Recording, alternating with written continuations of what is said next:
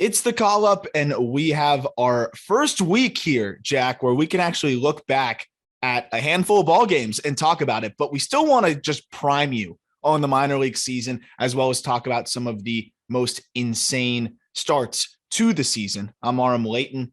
He's Jack McMullen. First and foremost, before we talk about these loaded lineups across the entire minor leagues and which teams you should really take the time to go watch, Jack McMullen broadcasted a game with one of the teams that just missed the cut to make our list of most loaded teams, but they are really fun to watch. Jack, you got your first AAA game under your belt. Congratulations.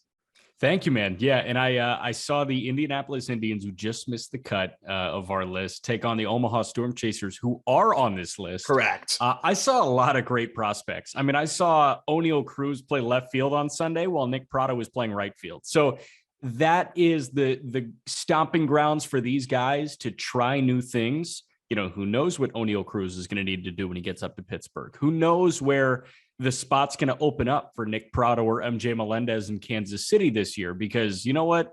They're both swinging it off the jump like they should be up right now. So it's fascinating. And I do love this AAA feel where you are a step away and you're seeing a lot of those guys that are really knocking on the door.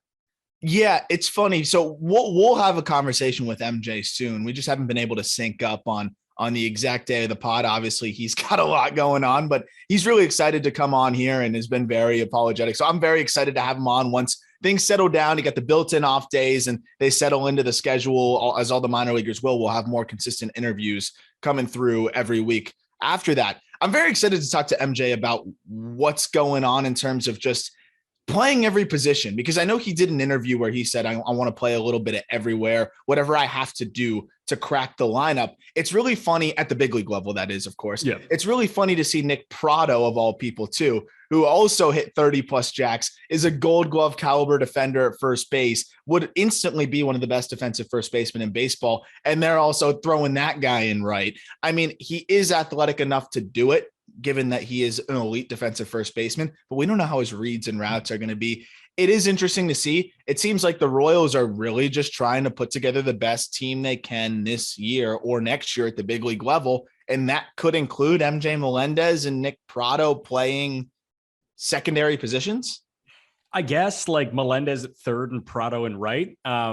If the Royals are going to be good, they got to figure out what's happening on the mound right now. Like that is priority one. Exactly. You might as well put MJ back behind catcher and put Prado at first if your pitching situation is going to be what it is right now. Yeah. And we talked about that on the Just Baseball show, which is out today as well. Like you're not going to win. Jackson Kowar should probably be in AAA with these guys. Oh my God. Like that dude is a storm chaser right now. He's a storm chaser for sure.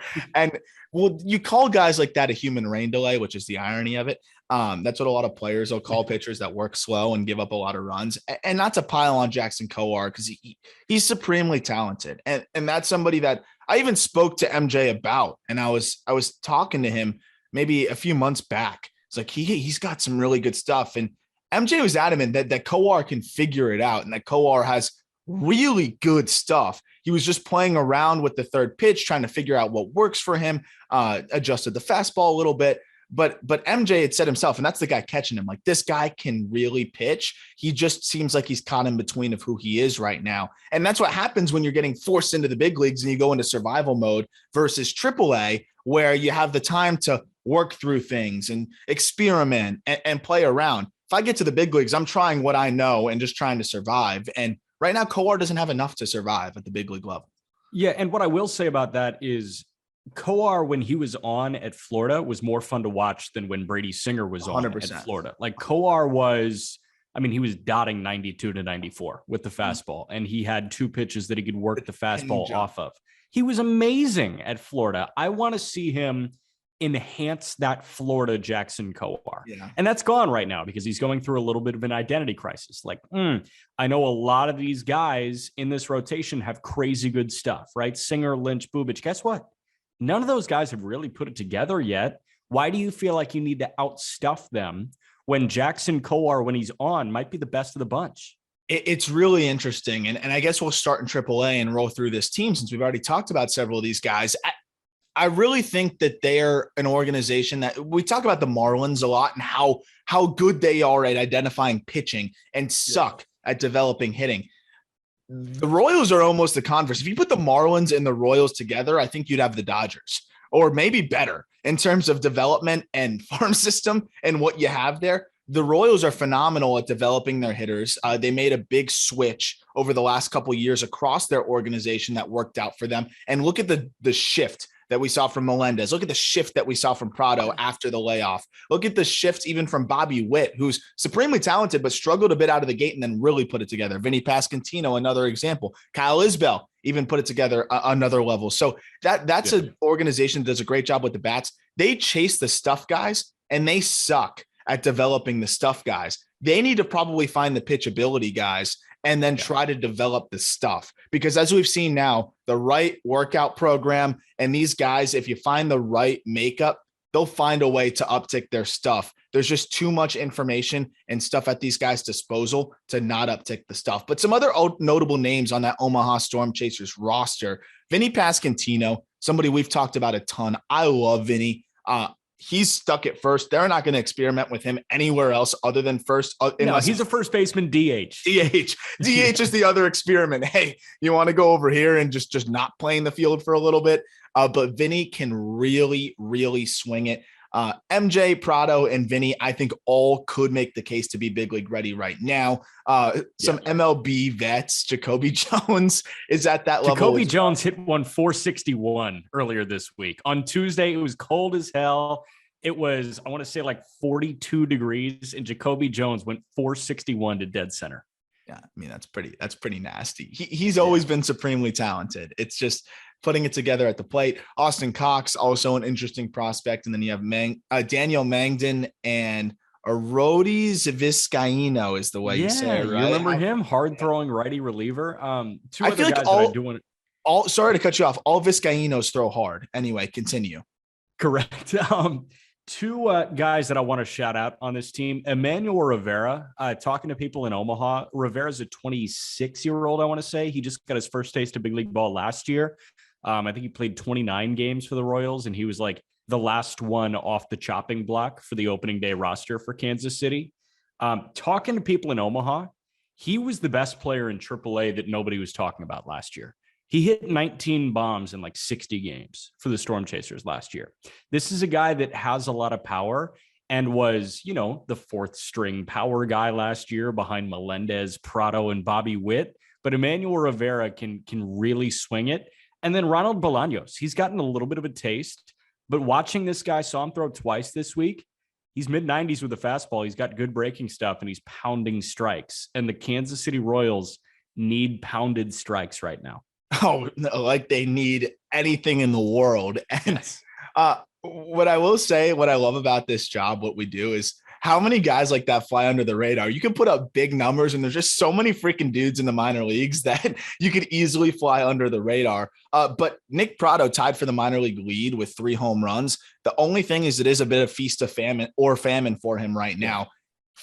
He has 4 hits. 3 of them are home runs. He's 4 for 24 to start the season. Not worried about it though at all. How many Ks? Oof, let's see. What is his K percentage so far? It is, do we have it in front of me? Do you know it? Do you know it? A lot? Yeah. Oh, here it is. Hold on. We'll cut this. 10 Ks. 10 Ks thus far. In 24 at-bats. Yeah, and that's my only concern. There's a lot of zone swing and miss with Prado. So, I mean, he walks a lot to offset it, but it'll be something to follow moving forward. We'll move forward to the second of 3 AAA teams here for this. I would call it just teams to watch in the minor leagues. The Memphis Redbirds, a bunch of guys knocking on the door. No doubt about it. Matthew Liberatore, Packy Naughton, and there's no order of when we're listing these guys. No. Zach Thompson, former first rounder. Will he figure it out? It's kind of sink or swim for him. Ivan Herrera is the future of the catching position for the Cardinals, at least until they find someone else. I think Herrera can still figure it out, and this is a big test for him. Lucan Baker was an unprotected Rule 5 guy who put up ridiculous power numbers and pretty good bat to ball last year. So he was probably going to be taken.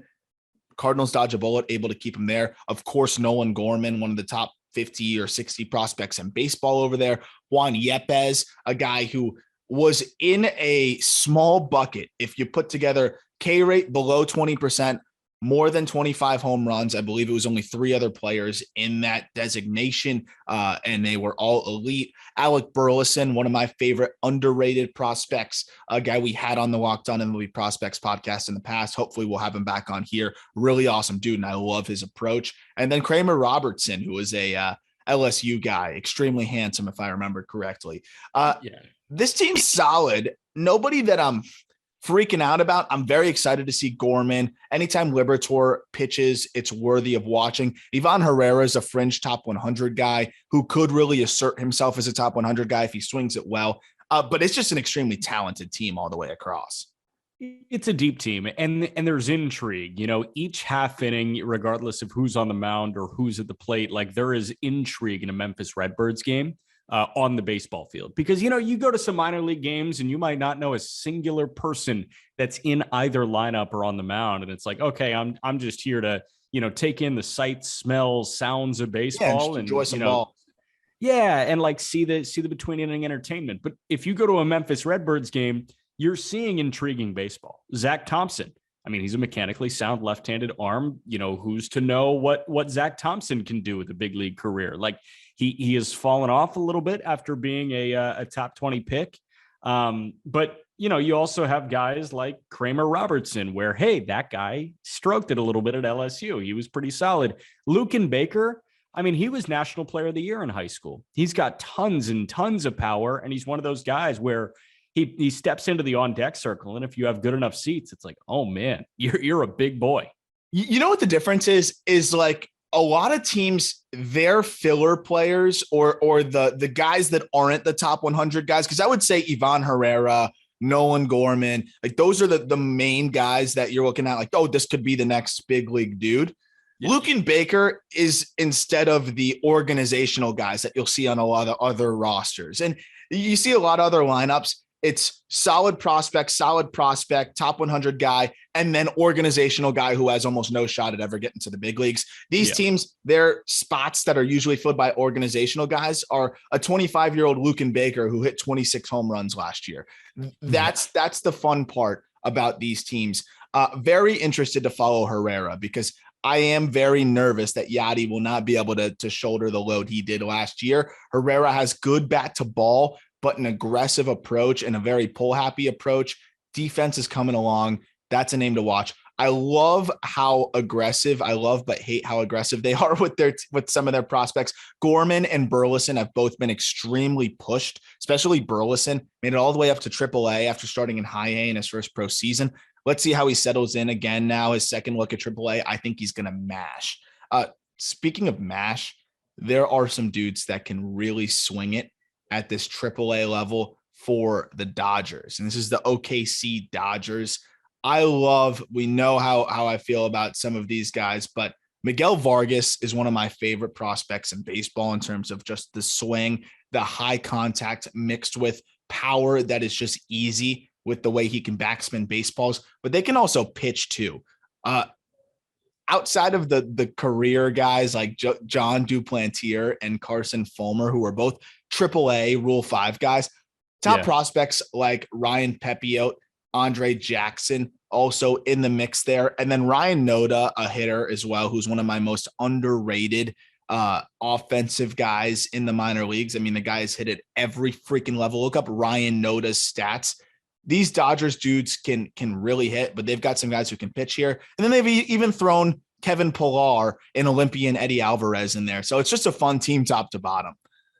A multi-sport Olympian Eddie Alvarez. That's the only reason I included his name on this list of Oklahoma City Dodgers, because yes, he's got that. Did the U.S. win the gold in baseball? Silver? Mm-hmm. Who won gold? I don't know.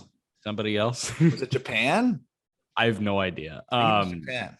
All right, so he's a silver medalist. Shows how much we care about that. I only cared about Tristan Casas's home runs. That's it. Dude. So Eddie Alvarez, Olympic medalist in baseball, also an Olympic medalist in speed skating, which, you know, is a more exciting Olympic sport than baseball. I'm not tuning into the Olympics to watch baseball. I'm tuning in to watch short track speed skating. Oh, and Alvarez is fantastic at it. Absolutely fantastic at it. He's a great dude. Was a fan favorite with the Marlins. Switch hitter, can play all over, can play multiple sports. But he'll probably put up numbers in AAA. He always does. He's your respectfully classic quadruple A guy. But Zach McKinstry has been swinging it so far to start this season. And then Jake Lamb, somebody that was good at the big league level, trying to get back there. So a very entertaining team over there. On the prospect side, really excited to see what Ryan Pepiot how he will continue to develop. That is a huge piece for the Dodgers who could help them in the bullpen as soon as he's here, or even make spot starts for them. Andre Jackson, I'm very interested to see what they decide for him. Is he a reliever? Is he a swingman? Or are you going to try to go full throttle and develop him into a starter? I'm leaning swingman for Andre Jackson, but he could be a very high-end one for them moving forward. Needs to continue to settle into his stuff in AAA here. Getting to AA. This might be my favorite. There's two teams that I would say are arguably my favorite in the minor leagues, period. The Akron Rubber Ducks are one of them. The other one is the Eugene Emeralds, which we'll get to, which might be the best team of all time. That's high A. Exactly. But I'm just saying teams, period, that we're going to talk about. Yeah. Akron Rubber Ducks, they are absolutely electric. You got George Valera, you've got Jose Tena, you've got Rocchio, you've got Bo Naylor, you've got Daniel Espino, Xavier Curry, Joey Cantillo, Tanner Burns, Logan Allen, and Will Brennan. Holy shit, Jack. Yeah, dude. I saw a lot of these guys in high A with Lake County last year, and I didn't realize how talented that roster was at the moment. And now that they've had a full year to flesh out who they are and who they can be for the Guardians, this AA team is probably the best team in all of AA baseball this year. I mean, Valera is ready to rock by September. If Cleveland finds themselves somehow in contention in the AL Central, George Valera is going to be an enhancement at, the September call-up point. Jose Tena, I'm still waiting on. Like, he can swing it. I thought this was pretty aggressive. I was hoping that he would repeat in high A for just a little bit. And when he was too good for the level, he'd move up. But Brian Rocchio's amazing. I know how high you are on Daniel Espino. And I mean, you can run out like a 3-day weekend stretch, Friday, Saturday, Sunday. If you're in the Akron area, you can go see Espino, Xavier Curry, Joey Cantillo. And then during the week, you've got Tanner Burns and Logan Allen. That's the best starting rotation in minor league baseball. It's not even close. And I was going to say, instead of that, another way to explain it would be you could go watch any Akron Rubber Ducks game and you're going to see a legit pitching prospect start that baseball game. I'll guarantee it. Like, I wouldn't even know if someone asked me, hey, I'm in Akron for the weekend, should I go to a game? I'd say, yes, you're going to see a legit pitching prospect. And I wouldn't even be like, oh, great, I'm excited to see him. I wouldn't even know who's pitching, and I could send that text and be confident in it because I love all these guys. It's obviously different. Daniel Espino is kind of in his own bucket here as, to me, one of the top pitching prospects in baseball. I'd probably put him top 3 or 4 right-handed pitching prospects, top 7 or 8 pitching prospects, period. Like, he's that talented. Okay, so 3 or 4 right-handed pitchers. Grayson Rodriguez 1. Yes. Boz 2. Leiter 3, Espino 4. I think he is right there with Jack Leiter. Because think about age-wise. They're the same. They're almost the same. I think he might be younger than Jack Leiter. And the stuff is right there. The fastball is even better. I almost would lean Espino, and I love Jack Leiter. I mean, we just had him on the podcast. He's a phenomenal guy and extremely talented. 7 Ks in 3 1/3 in his first outing. But I could argue that Espino is right there with him. Yeah, Jack Leiter born April 21st, 2000. Daniel Espino born January 5th, 2001. Espino is nearly a year younger than Jack Leiter. And Espino already has success at the high A level. Like, that's just to put in perspective. You can't go wrong with either of them, but that shows you where Espino's at. I think he's going to keep getting better. He's already hit 102. Like, this guy is absolutely electric. Regardless, top 30 prospect in baseball. Love him. But the guys that even aren't the top 100 dudes, I'm super high on and are right on the cusp of the top 100 list. Xavier Curry, a guy who's right on the cusp. Phenomenal first outing from him. Man, does he command the fastball so well east-west. he was lights out. I think it was 7 Ks, 1 walk, and 5 or 6 innings. The curveball was disgusting, and he mixes in a third pitch comfortably as well. Logan Allen, to me, is right on the edge of a top 100 prospect as well. He's amazing. He's so talented. He can just pitch. He's a great athlete. He was a two-way player at FIU, and you can see it on the mound. They draft athletes on the mound. It's very clear. And this whole rotation is filled with athletes. Then George Valera, that's one of my favorite outfield prospects too. I mean, this is a team that I will make sure I see this year. And to answer what you said on Jose Tena, I think it's a really good sign in terms of what the Guardians believe Tena is capable of. We know his makeup is high end. We know his approach, his instincts are high end, similar to Roquillo. They believe Tena can handle the AA assignment. Yeah. Another guy I want to shout out before we move on is Will Brennan. I know Will Brennan is going to fly under a lot of radars, but he was an incredibly talented baseball player at Kansas State. He comes in and, I mean, he's like near the high A lead in doubles for the entirety of 2021, and he is an on-base machine. This is the type of guy where I think in a year or two, you could be talking about him like Stephen Kwan. Like, this guy just gets on base and he slaps the ball around the ballpark. Love to hear that. Shout out Stephen Kwan, 5 for 5. Could not have a much better start to his professional or major league career, I should say. We've been telling you about him on the podcast. Hope you have him on your fantasy league if you partake, because we had been shouting out Stephen Kwan for a little bit, and he is looking even better than I think you or I could have ever imagined. Moving on to another AA team, and surprise, surprise, the Rays have a team on this list. And it's the AA Montgomery Biscuits. They are loaded. Curtis Mead, one of my favorite hitting prospects in baseball. Greg Jones, an electric athlete. Austin Shenton, one of the more underrated offensive prospects out there. Nico Holsizer hits nukes and looks like a hippie, which is super cool. He does. Cam Meisner, acquired in the Joey Wendell deal, really projectable in terms of his skill set and raw power. Yeah. It's the hit tool. How does that come along? Taj Bradley, pitcher, quickly becoming one of the more exciting young pitching prospects in baseball, dominated last year through low A and a little bit of high A. And Jaden Murray, a friend of the podcast as well, was really, really good last year. Blake Hunt, catching prospect, also intriguing. This is a really, really good team, but I mean, not surprising at all. It's the Rays. It's the Rays. They have depth. And even a guy like Blake Hunt, I mean, he wasn't even the main catcher involved in the Blake Snell deal. No. That was Francisco Mejia, but Hunt is still a pretty good catcher, and he's a AA caliber catcher with the possibility of cracking the big leagues at some point. I think the guys that I'm most excited about on this team are Meisner, Mead, and Greg Jones. Greg Jones is top 10 fastest guy in baseball when he comes up. Mead, the Fangraphs write-up was hilarious. That you so disrespectful, by the way. I thought it was so rude.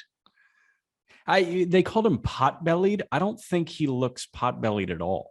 No, not at all. I was confused. It's like pot-bellied. Okay, I think they have the wrong guy. It leads with the bizarre Mead. Yeah, I don't think that's right. Like, I think you have the wrong guy. He doesn't move well. I'll be honest. Like, he's not the best defender, and that's part of the issue. Otherwise, he'd be a consensus top 30 prospect. Yeah, but he's not that bizarre, and he's not pot-bellied. I thought that was such a mean TLDR by Fangraphs there. Yeah. That was pretty harsh. Because I was looking at some of the other write-ups, and some of them are a little harsh, but that one just stood out to me. Imagine you're Curtis Mead and you saw that. You'd be like, ow, ouch. What the hell, dude? Yeah. Looking at my stomach, like, I'm not that pot-bellied. Do I have to suck in now? Yeah, well, I got to suck in while I play? Like, I thought that was pretty wild. Ian Seymour did not have a good first outing at all, but is a name worth following as well. Bradley is somebody to really watch because his fastball is electric. He was phenomenal last year for the Rays. If you want a little bit of insight on the numbers, between low A and high A last year for Taj Bradley, I mean, it was a joke for him. And he was one of the youngest guys in his draft class. 1.84 ERA, a 183 opponent batting average, and what was a pretty decent sample size, 107 and a thirds innings, 128 Ks. Taj Bradley is definitely a guy to watch to see if that same dominance, if the same stuff will play up like it did in the lower levels. last year. Final team. Actually, no, we have a couple more at the AA level. Oh no, AA is loaded, man. Yeah, AA is loaded. More. Sorry. I was thinking we're going 3s and 3s. Pensacola Blue Wahoos. We'll fly through real quick. Zach McCambly, who's going to be on the podcast very soon. Very excited to talk to McCambly. Not his best first start. I thought he did a good job of managing and working around a lot of errors. I think it was only 1 earned run, but allowed 3 runs. Strikeouts were there. That's what's going to happen with McCambly because his breaking ball is one of the best in the minor leagues. No exaggeration. It is disgusting. I've seen some of the most horrible swings I've ever seen at that Zach McCambly breaking ball. Yuri Perez, youngest player in Marlins history at the AA level, was still 18 years old and was their opening day starter in AA, had a very good outing, faded a little bit at the end. Yuri Perez is one of the favorites to be the best pitching prospect in baseball by the end of the year, I would say, as guys graduate and as he continues to solidify his case. He's 6'9" in this Marlins organization and throws cheese and also repeats it surprisingly well. Youngest player in all of AA. Griffin Conine, second in the minor leagues last year with 36 home runs, friend of the podcast as well. We know what he can do. If he cuts down on the case, it is scary. Gerard Encarnacion, another guy with ridiculous power. The recently acquired Hayden Cantrell from the Brewers, switch hitter plus speed, has been swinging it. Played like he had a fire lit under him because he was traded during the series against the Pensacola Blue Wahoos. So flipped around, switched dugouts, and was playing the Biloxi Shuckers of the Brewers right after the trade. And then the infamous Victor Mesa, $5 million international free agent. Don't tell me he's not fascinating, man. Like if I'm at the ballpark and I see Victor Mesa is in the lineup, I'm intrigued. I want to see what's going on with that guy. Fascinating in the same way that an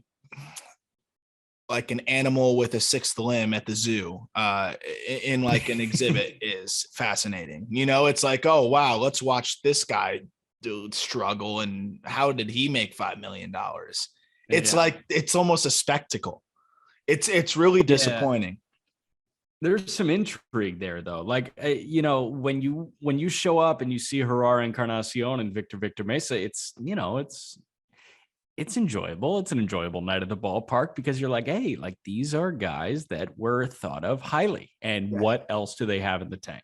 So while Pensacola has, some top end talent, I think Tulsa is also one of the deepest teams in minor league baseball. This is another one that's up there with anybody. And they're going to lose some of their guys relatively quickly to AAA. I think a bunch of them are knocking on the door immediately. Andy Pages will be there for a majority of the season. Very excited to see him swinging. 31 home runs, I think it was last year. Crazy pop, good speed, insanely highly regarded work ethic. I love Andy Pages. He's a top 60 prospect. Michael Busch, he's a bit more positionless. I say positionless. He can play second. He can play first, but he's not going to be good at either. But man, does he hit. He's similar to Max Muncy in terms of the high walks, high power, and does not get cheated. Bobby Miller, arguably the best pitching prospect in this system, just absolutely electric, was hitting consistent triple digits for them. Clayton Beater, another highly regarded pitching prospect, bullpen risk, but electric. James Outman was amazing in the Arizona Fall League, is really upping his prospect value. Brandon Lewis is an underrated dude who has just consistently swung it.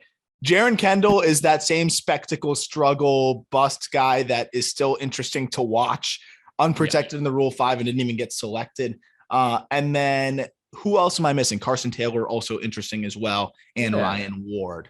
Taylor's decent. I like Ryan Ward a lot. Ward had a Pages-like production at High A last year. He was sneaky, and Ryan Ward is not necessarily going to be cracking a top 10 in any system, but Ward put together a 300 season with 25 bombs and close to 80 driven in. And those guys get buried with the Dodgers. Ryan Noda is another example. Ryan Noda's hit 25 home runs every year in the minors. I think his worst season was a 125 WRC plus, and no one knows who he is. You guys didn't even know who he was. It was like trivia time. Who has a 125 WRC plus every year and 100 minor league home runs in like 3 years? Ryan Noda. No one cares. Kind of similar there. And it's just wild how those guys fly under the radar. But the Frisco roughriders, outside of Jack Leiter, they have a couple dudes that fly under the radar as well that I'm excited to talk about. But on the front end, Jack Leiter, shocker, 7 Ks in his first outing. Ezekiel It's a joke. Ezekiel Duran is extremely exciting. I've seen some that are extremely high on him. One of the centerpiece pieces that came back in that Joey Gallo deal. Then you also have Justin Foscue, first round pick, who was ridiculous in high A last year, slowed up after he got promoted to double A, but has a lot of offensive potential. Dustin Harris, another one of those overlooked guys who I love, that mashed last year. Nobody paid attention. Now is getting more look in the outfield. They're exclusively putting him in the outfield, so he's not limited to first base. If Harris can play the outfield, even at an average clip, he's a top 100 prospect for me. And then Kevin Gowdy, intriguing as well. Cody Bradford, Zach Kent.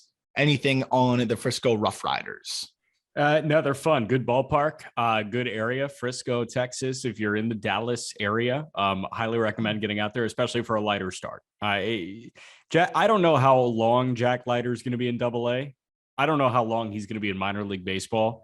This guy feels like he's got immediate helium, especially because the Rangers are horrible on the mound, aside from John Gray. He might be an upgrade. He might be an upgrade right now over some of the guys they've got rocking. Am I crazy to say that there's a non-zero chance that Jack Leiter's in the starting rotation by mid-August? No, I don't think it's insane. I think it would be insane for them to do it, but I think that they could be that insane. But again, if Jack Leiter is doing what he's doing, how do you deny that? He might just be that guy that skips the minors, and he's got it up here. And for those that are just listening, I'm pointing to my head. We heard him on just the 20-minute interview, but this is somebody that has used his dad as a resource very clearly since he started pitching, and just has the ability to turn the page. Struggles are not going to mount on him. Bad pitches are not going to mount on him. And that's one of the biggest challenges of calling a guy up to the big leagues. How do they handle it mentally? You don't have that concern with Leiter. It's all performance-based. And the second he's ready performance-based, I can promise you he's ready mentally to go up there. I just talked to a friend who was at the Frisco Roughriders, I guess just the intro and the press conference for that start of the season. And he would joke to me, he sent me a note and said, Jack Leiter was already big league ready with the press conference. Like, questions that could have set him up to say something that would have been provocative for a headline. He just was able to curtail it so easily. He gave good answers though on questions that he couldn't get burned on.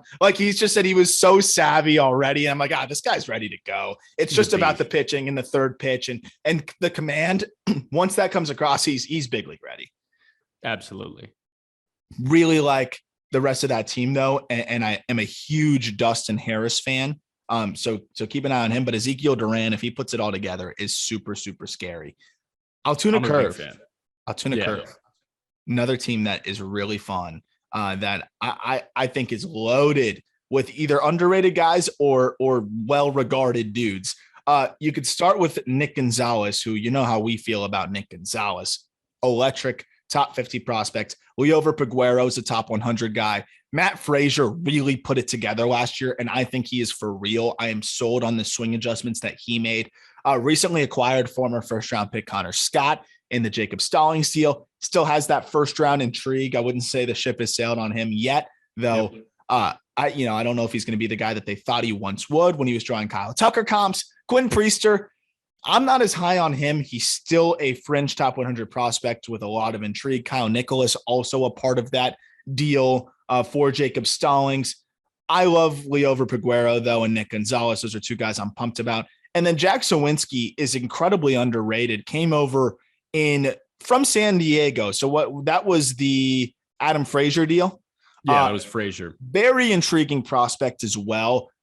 Good raw power and sneaky athletic, can play center in a pinch. Blake Sable and Lolo Sanchez as well. Jack. Oh, I can't forget my guy, JC Flowers, who at FSU used to play center field and then come in and close games out. JC Flowers is actually a pretty intriguing arm. Anything else?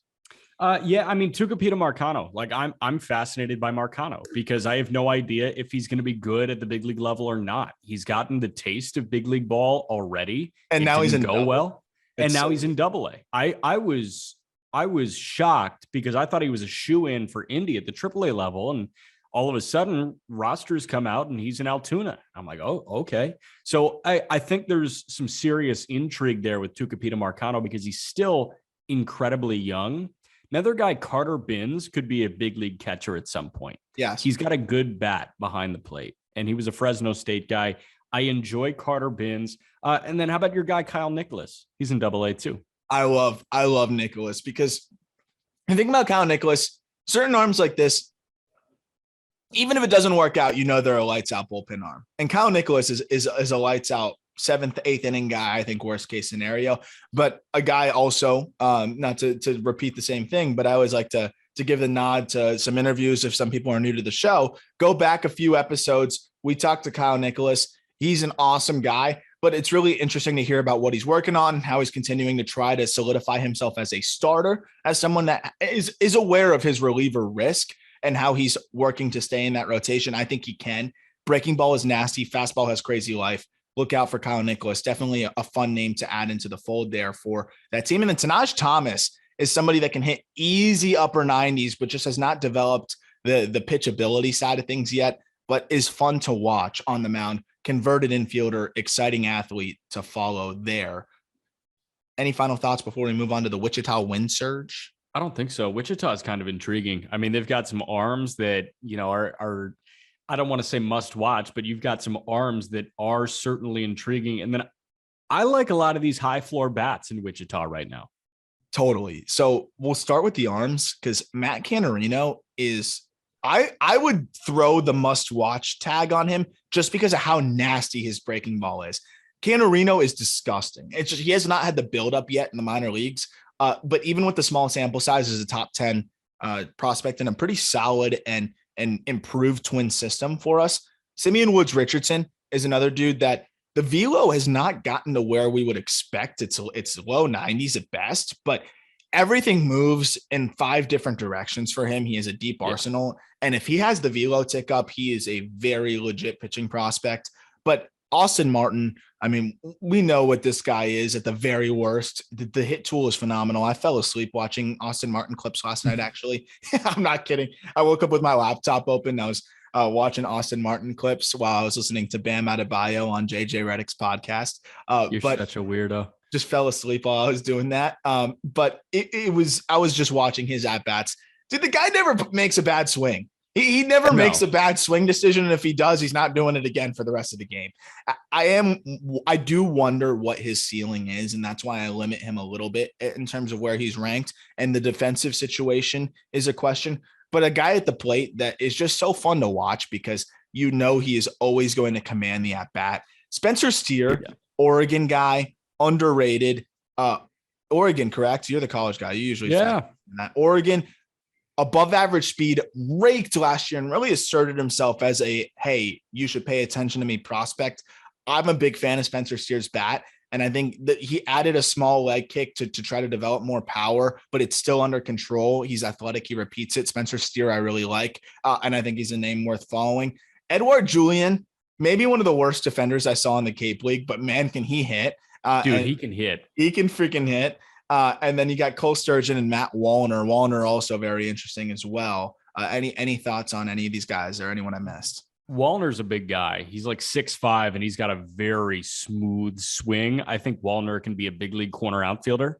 Edouard Julien is going to be very interesting to watch. This is a guy from Quebec that went to Auburn and mashed at Auburn. And then he came up. He's been a quick riser. He's already in AA. And I want to say he's 22 years old, maybe 23 years old. Julien is a very high floor bat. He can't play defense. We'll see what happens. He killed me in a couple games. I believe he was a Hyannis Harbor Hawk. He was a Falmouth Commodore in 2018. He could have been in Hyannis in 2019.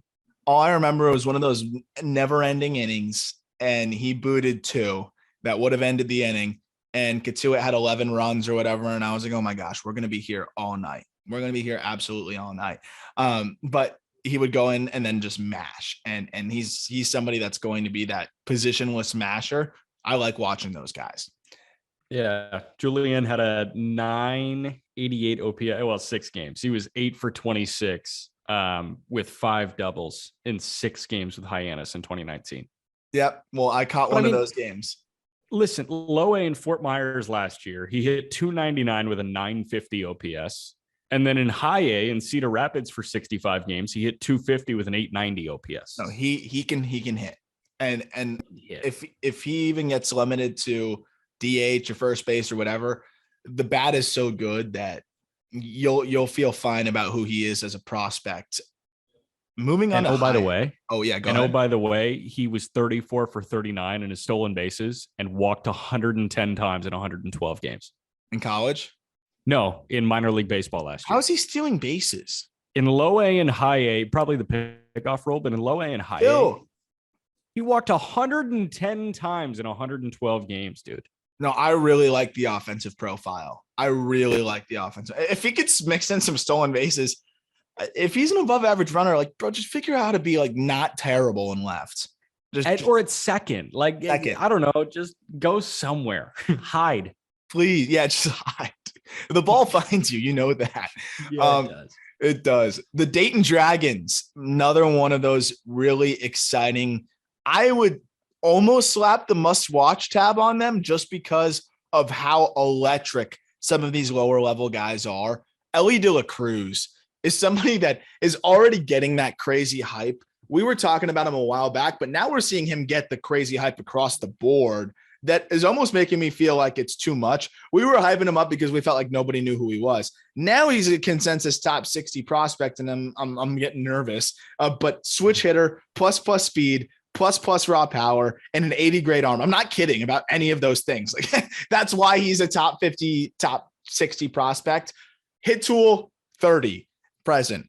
We'll see how it progresses. And that's the question, because the object of the game is to hit the baseball. So all of those 70s and 80s won't matter if you can't hit the baseball. Very excited to see if he can hit. We'll circle back to him. I'll fly through the names real quick. Andrew Abbott is a Jack McMullen prospect, if I've ever seen one. Yeah. 6 foot lefty, 3 pitches. He commands extremely well. Low 90s fastball, pitchability. I'll leave you the floor for him in a second. Matt Nelson raked at FSU. We should say this is the red system. I always got to remember to mention the teams. This is the red. We got really good feedback, by the way, from one of our most faithful listeners who said, by the way, your co-host is great. He had been listening all the way back since the Locked On MLB Prospects days, but he made a good point. He listens in the car and he wants to know what team these guys play for. We take the knowledge for granted. We're just like, oh, this guy's name. Really good and constructive feedback. I believe it was from Kevin. So Kevin, thank you for the feedback, because that's something we got to be better about. So I got to remember that. We'll hold each other accountable, but thank you for listening as always and bearing with us when we rattle names and don't say who they play for. But Matt Nelson played for FSU, drafted in the first round or compensation round, if I'm not mistaken. He just hit the shit out of the ball, and that was really what got him into that range. He's an okay catcher. Very interested to see how he develops. Reese Hines is someone that I think breaks out this year. They moved him to left. Third base, for whatever reason, took a toll on his body. They're putting him in left. He's a good enough athlete to be good there, has the arm. Alan Cerda is one of our guys. I know you've really put him on the radar for me early on last year, and I'm a big fan of what we've seen from Cerda. We talked about him a lot in the Reds episode we put out. Nick Quintana came over 1-for-1 in the Tucker Barnhart deal from the Tigers. Was a former early pick, still interesting. And then you have Quinn Cotton. Who do you want to start with, Jack? I want to start with Ellie, of course, because Ellie De La Cruz he's this year's Jason Dominguez. but actually toolsier. Right. And we'll see what happens there. You know what I mean? It's one of those where this could work out really well, or it could blow up in everybody's face. I guess the good news is it's not just blowing up in our face if it doesn't work, it's blowing up in everybody else's. But I felt like we were one of the first movers on Ellie De La Cruz. I hope he's good, because this guy is who's most similar to him? O'Neal Cruz? Yes, that's the irony. That's it. The irony is O'Neal Cruz is the most similar to him, and Ellie De La Cruz is faster. And yes, O'Neal has more power, but I don't know if O'Neal had more power when he was 19, 20. Yeah, I don't know. And Ellie De La Cruz is already putting up 113s, man, in terms of exit velo. We'll see. So he could be very similar. to O'Neal Cruz. I'm also nervous that Ellie De La Cruz is going to grow like 3 inches too. So, and he's already 6'5". So he might beat O'Neal Cruz. We'll see what happens. And that would be a great way for Ellie De La Cruz's career to play out. Andrew Abbott, you're right. Like, that's my guy. I mean, he was a great Virginia Cavalier. I think he can be a multi-inning reliever at his floor. Same organization with the Reds. Matt McClain, like we said, the absolute basement for Matt McClain in his baseball career is big league utility man. Absolute basement for Andrew Abbott is quadruple A guy that is a multi-inning guy in a bullpen and a long relief role. But I think he can achieve more than that. And I think that he can be a 5. I totally agree. And I also think in relief, we saw Abbott. They slow rolled him after a long year at UVA where he was extremely successful through a lot of innings. They didn't want to build him up too much. I think they just wanted him to get a taste of professional baseball. So he went in 2 to 3 inning spurts. His velo was up. He was closer to 92, 93. So if he doesn't work out as a starter, he could go 2-3 inning spurts of 92 to 93. He'll be incredibly effective in that role. Abbott's floor is as solid as a floor as you're going to find. And I'm starting Rhys Hines is a wide range of outcomes guy, was extremely volatile when he was drafted. I think Hines' floor is slowly ascending. I'm starting to believe more and more in that hit tool. And I'm a big fan of his. I still really like him as a breakout guy. And then Serta was someone that really made some great swing adjustments when he got brought up to high A, and you saw those firsthand. And part of the reason why you really liked him last year. The Lansing Lugnuts, that's high A for the Oakland A's, led by Tyler Soderstrom.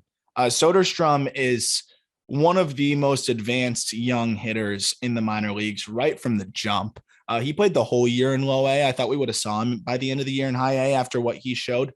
Soderstrom, I think what is really undersold on him is the projection in his frame and physicality. There's easy 30+ home run power here, and we've already seen a potentially plus hit tool. Soderstrom, even if he can't catch, is going to be a top prospect and an elite bat, but he has worked hard on the defensive side of things, which I love to hear. Austin Beck is 100% worth following. Lazaro Armenteros has that failed prospect intrigue that is worth watching. Jeff Criswell has been great to start his career. The Lansing Lugnuts are a good team. They don't jump off the page, but they're solid. Yeah, real quick on Criswell, that was a high round pick out of Michigan. He's a gamer. Having interacted with him, having known how his brain ticks, I know that he is an MLB starter and he's going to be a big game guy. If Oakland ever gets back to the big games with Jeff Criswell, he's a middle of the rotation starter. I think Jeff Criswell is going to be one of those guys that makes pitching ninja with the fastball slider overlay. He's mid 90s with the fastball. He can absolutely yank a slider. And I think he's going to be a solid 3 or 4 for Oakland. I could see it. And again, another guy that has the floor that you like to see, which is middle relief, worst case scenario. I really think that's, unless everything falls apart. I always hate saying worst case scenario. Worst case scenario is they stop playing baseball tomorrow. But worst case scenario, like reasonably, is that. And I think you can play that both ways. Best case scenario for anybody is Babe Ruth. So we're reasonably saying worst case scenario. Moving on to the Fort Wayne Tin Caps. Oh, sorry. Hey, hold on. What's Ronnie Mauricio's best case scenario? Babe Ruth. No, who struck him out? Riley Pine struck him out, actually. Welcome back, Riley Pine. Welcome back, Riley Pine. Riley Pine struck him out this past week. Ronnie Mauricio is not someone I'm as excited about. I think that's been made abundantly clear on this podcast. But yeah, his best case scenario is quite high. His worst case scenario is quite literally not even making it to AAA. Hey, let me tell you why I decided to put Fort Wayne on this list. Yes, that's my former employer, but also Robert Hassel's a top 50 prospect. Yeah. There are some other guys that we really enjoy. I know you love Robert Gasser, the lefty who I love Robert Gasser. Kind of throws juice. And then Joshua Mears hit 2 mammoth tanks on opening weekend in Dayton. Mears is a big dude that's going to hit some balls to the stratosphere. If Joshua Mears, and clarification, Ronnie Mears has already made it to AAA, so stay afloat in AAA. Wow, how about that? Yeah. They just rush him. I don't know why. Joshua Mears for the Padres here. If he is a 30%, if he's a 34% K rate guy, his power is so immense that he has a spot on a big league roster. He just has to have a reasonably low, not reasonably, it just has to not be the worst in baseball K rate. And Joshua Mears has a chance to be a legit, at the very least, high impact platoon guy. His power is 75. I think he's right knocking on the door of 80. The only 80 future value power we have right now is O'Neal Cruz. I would probably argue that Joshua Mears is the only other guy other than Ellie De La Cruz that could tap into that range off the top of my head in our top 100. That's how freakish Joshua Mears' power is. If he can find a way to hit consistently, not even that consistently, to just hit kind of consistently, he's a force. But speaking of hitting consistently, Corey Rozier came over in, what was that? The we messed up Adam Frazier deal, I believe. Yeah, I think that's the one he came. So that was the, oh shit, we got to trade Adam Frazier. We're just going to cut our losses. Corey Rozier came over in that deal. He's fast. He sprays the ball. I'm interested in him. And then Brandon Valenzuela, I know that's somebody that you said they really like in the organization. So is anybody that gets a lot of that organizational excitement is always worth watching. Every organization has those guys that they like more than everybody else. Brandon Valenzuela was that guy for the Reds. Exactly. So it works out. It makes some sense. Yeah. It makes some sense. There's a reason. They're not just saying. And Robert Hassel, as I finalize everything, I was just looking at the list yesterday. He might be top 30, Jack. Damn. Okay. He's that special.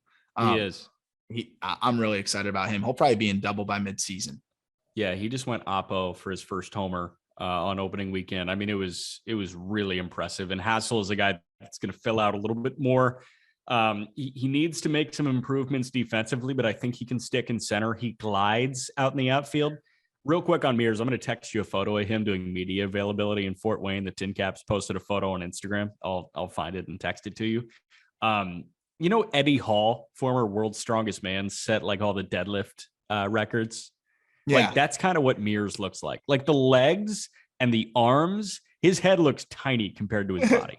And he's an above average runner, which is the craziest part. Moving on to South Bend, another really fun team. They're the high A Cubs. I love that stadium out there too, by the way. Four Winds Field. It's awesome. I had a great time out there. Ed Howard, I mean, this is his year to really put it together. It was a feel out year for him first year. He's so talented.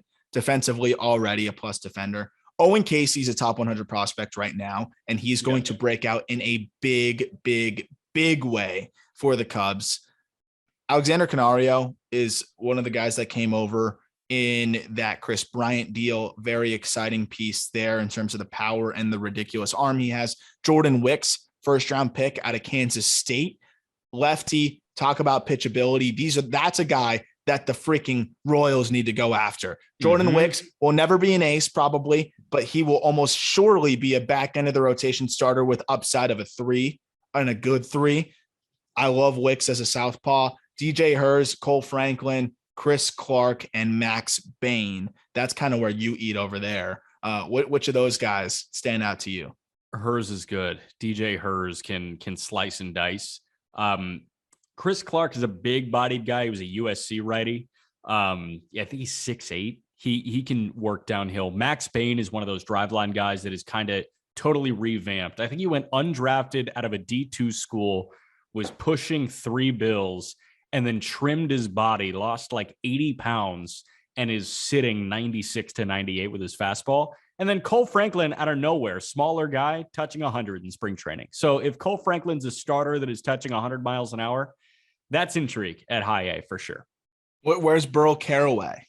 Burl Carroll, he might be in South Bend, but once he stops walking 30 guys per 9 innings, I will absolutely tune in. I'm with you. And then someone who could join them, another guy that'll probably walk a lot of people and not a lot of innings. He's in low A right now, but he's famous for throwing 105, Luke Little. He's toned it down to upper 90s and looked really good in his first few innings in low A. So name to watch there who could be joining them in high A. And then the best team ever assembled in the minor leagues of all time. ever, the 1927 Yankees of the minor leagues, the Eugene Emeralds of the San Francisco Giants. What the hell is this team? Marco Luciano, you might have heard of him. He will be playing games for them for I think a good portion of the season. There's no reason to rush him. Luis Matos is my candidate to probably jump out of there pretty soon. But Matos, we're talking about 2 top 40 prospects, 1 top 10 or 12 prospect there. Jairo Pomares, spoiler alert, I haven't seen him on any other top 100 list. He's on ours. Yeah. Hunter Bishop, former first-round pick, still has a ton of tools and athleticism. He could put it together and it would be scary. Casey Schmidt, I'm a huge fan of his glove at third base. Developing power, really good field to hit, was a two-way player, rocket arm. Patrick Bailey, first-round pick, catcher, great hit tool. We'll see how the power develops. Glove is solid. Kyle Harrison, top 60 prospect, one of the best left-handed pitching prospects in the game, unhittable with that fastball. Then you have Nick Swinney, who's one of my more underrated lefties in the game. Invisible that he throws in the low 90s, and a really, really good breaking ball and changeup that he mixes in as well. Luis Toribio is maybe one of the sweeter swinging guys that it would be really nice to see the production come together. But I do have a little bit of Isan Diaz concern there with Toribio, but definitely an interesting prospect. Seth Corey strikes a lot of dudes out. Got the Burl Caraway going for him a little bit too, though. Has no idea where it's going. And then Randy Rodriguez. This team is insane. Best part is Will Bednar, their first round pick last year out of Mississippi State, is in low A. He could make 4 starts and then join them in Eugene. Yeah, it might be a few more now after how he looked in his first outing. Not good. Yeah, so it's funny. I would have been all over that with you, but then I saw that first outing and I'm like, the Giants know something. Interesting. Okay. But I agree. I mean, if he looks comfortable again, he should be joining them in high A. He was their first round pick. Yeah. But for whatever reason, Bednar's struggling. He struggled in camp and he struggled in this first outing, and they started him in low A. It's kind of surprising. Yeah. But he joins this team. What the hell? Like, this is the most watchable team ever.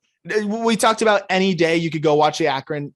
I want to call them the Akron Double Days. I don't know why. The Rubber Ducks, the Auburn Double Days. The Akron Rubber Ducks. And you're going to see a good pitcher. You can tune into the Eugene Emeralds anytime, at any at bat, at any moment, and there's something relevant happening. Yeah.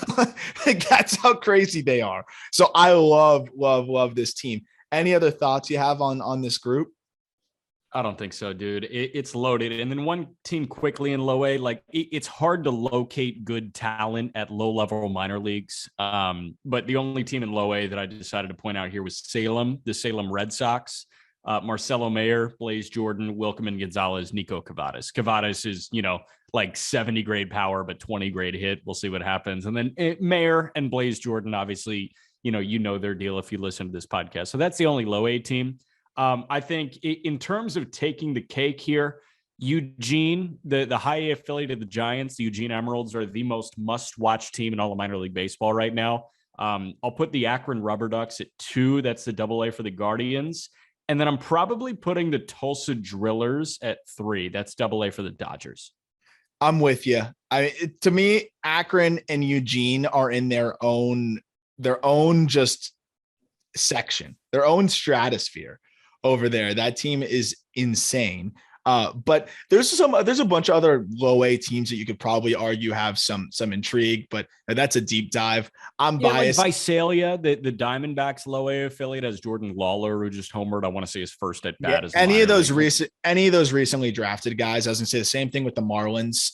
You got low A Jupiter, where I'm really excited to tune in, but that might be some Marlins bias. But their middle infield duo of Jose Salas, who I know, talk about a guy that the organization is higher on than everybody else. Salas is someone that they think is a can't miss top 100 guy.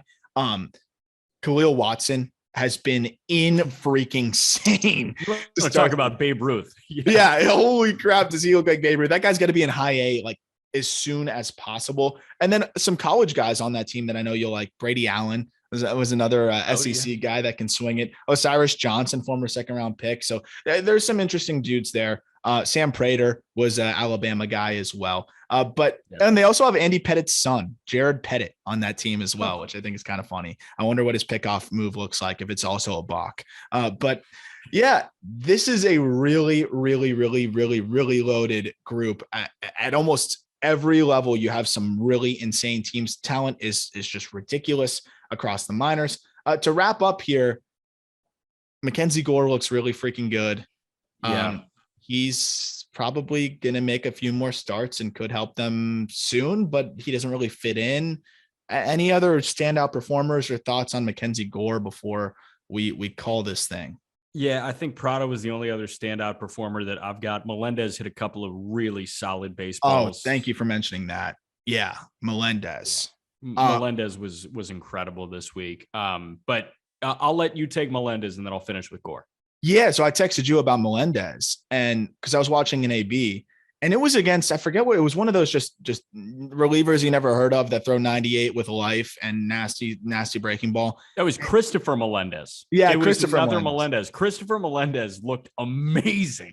Dude, oh my gosh, did he look amazing. And you saw MJ just spoiling fastballs almost out of the catcher's glove and shooting them oppo, maybe 20 feet foul, 360 feet home run, just foul. And if you're wondering why does he keep shooting them foul, he's trying to make sure that he doesn't get beat by the fastball, but also doesn't get destroyed by a slider. Most guys can't do that. Most guys have to commit to one and pray. And MJ can do that. That's how special he is. That at bat was really telling to me. He hit 3 balls that would have been home runs. They were just foul. One was even closer than 20 feet from foul. The guy's just a really good hitter. Yeah. And then my last thought on Mackenzie Gore, like I said, he should be the 5 for San Diego to break camp. You said, let's see what he can do in El Paso, because if he can't throw well in El Paso, that he's not going to throw well in San Diego. He was dominant in El Paso for a start. I'm cool with 2 more starts with him in El Paso. And then I want him joining the Padres rotation because Chris Paddock is a Twin now. Is that right? Did that Taylor Rogers deal go through? That did happen. So what? We've got Darvish, Snell, Musgrove, Clevenger, and Gore. Is that right? You want to go sit? Well, Snell just got scratched from his last start. Okay, listen, if you're dealing with any health concerns, I don't need Nick Martinez starting a game for San Diego. Like, get Mackenzie Gore up there. He's ready. I think Martinez starts today. Okay, I don't need that. You're paying him 20. You're paying him like 24 mil. Two other really exciting starts from the Oakland A's. Who we'll see Nick Allen at the big league level very soon. Jack 417 through his first 6 games, and then we talked about UVA. Zach Geloff. He rakes. He has done nothing but rake since being drafted.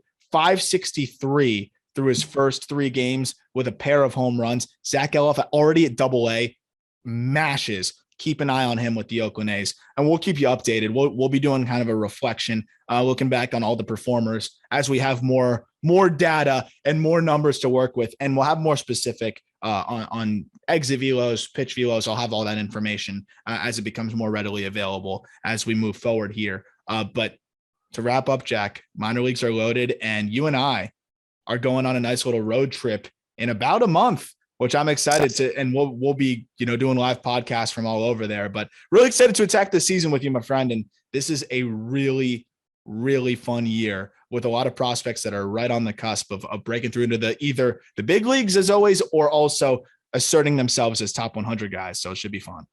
We talk about the lack of minor league coverage all the time. We're really, really lucky to be able to bring you minor league baseball coverage because you know what? It's a really high level of baseball. And I'd say that minor league baseball as a whole, focusing on the top 100 prospects is more fun than the G League. It's more fun than, I don't know, college baseball, more fun than the AHL. I think minor league baseball is the untapped beast of professional sports. It really is. And when else do you get an opportunity to really see the next possibly MVP playing at a lower level like that? It just doesn't really happen anywhere else. And it's a unique aspect of baseball. Yeah, I mean, like you might see it in the AHL for a moment, but the aspect of baseball is, I'm an indie right now. Like O'Neal Cruz could be an MVP. I get to say I saw O'Neal Cruz when, right? And, if somebody gets hurt, right? Like Jack Flaherty made rehab starts. How about Jacob deGrom making rehab starts in Palm Beach for the St. Lucie Mets? So like, rude. oh, I was just in Palm Beach, Florida, and I went to this ragtag low A game. and I saw Jacob freaking DeGrom make a rehab start. That's the beauty of minor league baseball. I agree 100%. And we'll be live at a lot of those games. We'll be talking about a lot of the games, and we'll continue to have that coverage at justbaseball.com as well. Finally, have a prospect interview again for you on Wednesday. Very excited for that. So stay tuned. And then a little bit more on Friday of what's going on in the league. And maybe, just maybe, I'm going to hold myself accountable. So I'm going to put it on record, some top 100 discussion for Just Baseball, because it'll finally be done. That is really exhausting, but I think I can get it done this week. And Jack, you've been a big help with that as well. So we will talk to you on Wednesday. Thank you for listening. And that's it for the call up today.